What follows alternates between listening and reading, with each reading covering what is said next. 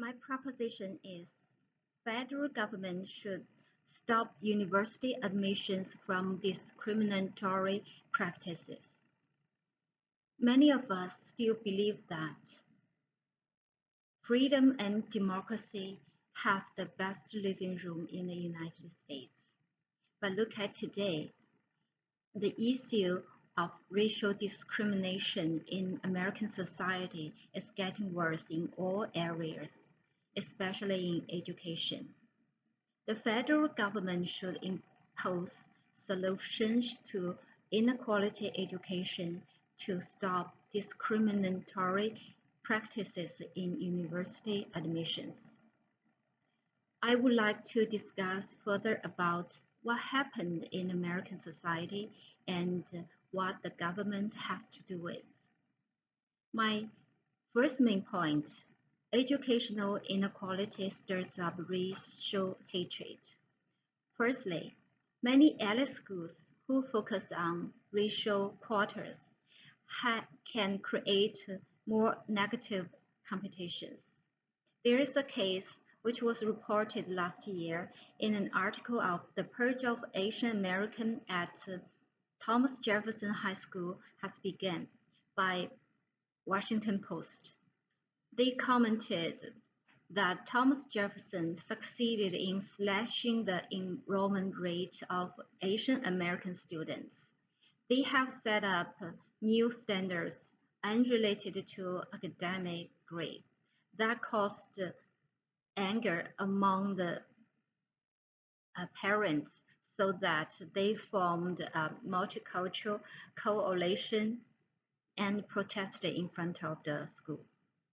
Another case, Marcy Coyle, who works for Constitution Daily and has been reporting the news related to the Supreme Court for more than 20 years, introduced a case in her blog. A white applicant who was denied by the University of Michigan Law School due to affirmative action filed a lawsuit a few years ago, but the court determined that the university's race-conscious admission program was constitutional.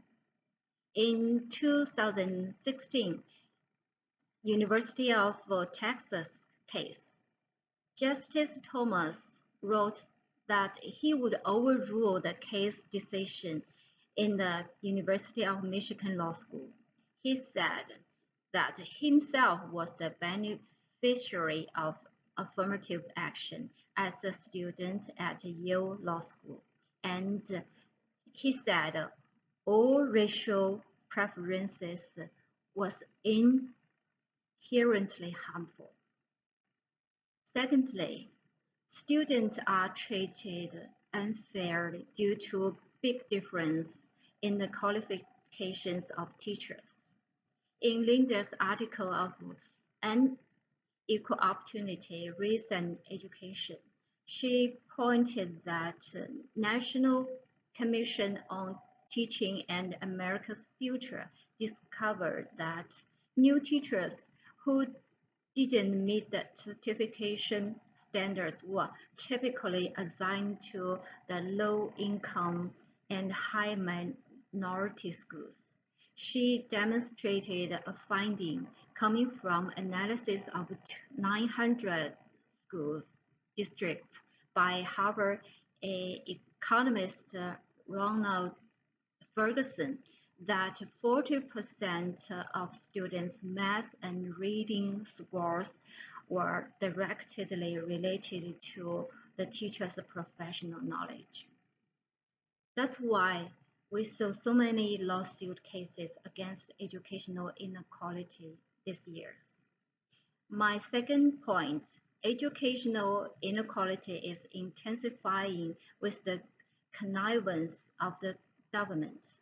The federal government has done little in deal with the lawsuits involving universities' admission process in recent decades. Let's see two famous cases. 7 years ago, Student Fair Admission filed a lawsuit against Harvard, accusing the school of youth race as a factor in undergraduate admissions, resulting in discrimination against Asian Americans. After dragging on 5 years, the federal court judged that Harvard's admission program was constitutional.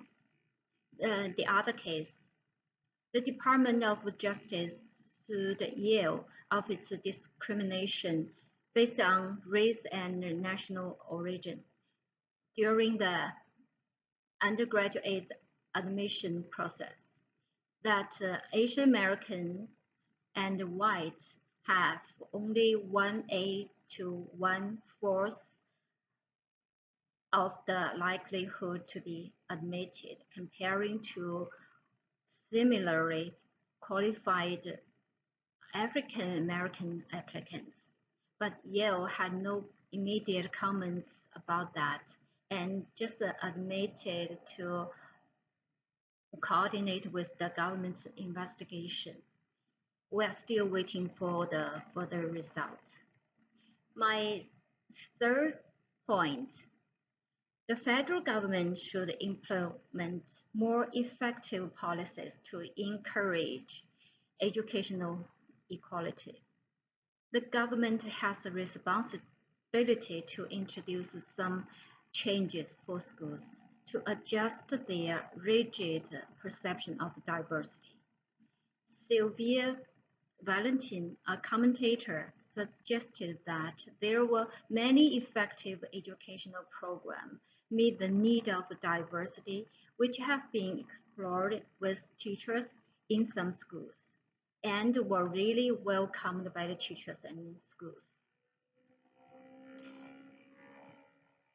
She also mentioned that multicultural courses such as the diversity of field experiment and students teaching practice have helped positively to the diversity concern of schools. My last point, the government's moderate attitude to the school's admission process didn't ease social disputes. The vicious cases in racial discrimination are still rising year by year, not just in social media communities, but also in schools. Ethnic conflicts also bring a series of problems in economy. We have seen more and more applicants do not trust the integrity of American universities and turn to universities in Europe and other districts recently. In addition, racial issue in college education has caused contradiction among students, teachers, school, and society, which has brought great harm to employment rates.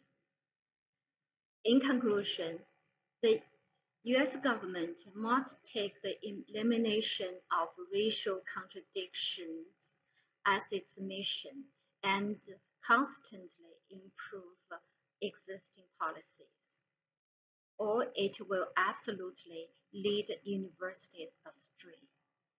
Don't ignore it, as it can hurt each of our families. Thank you.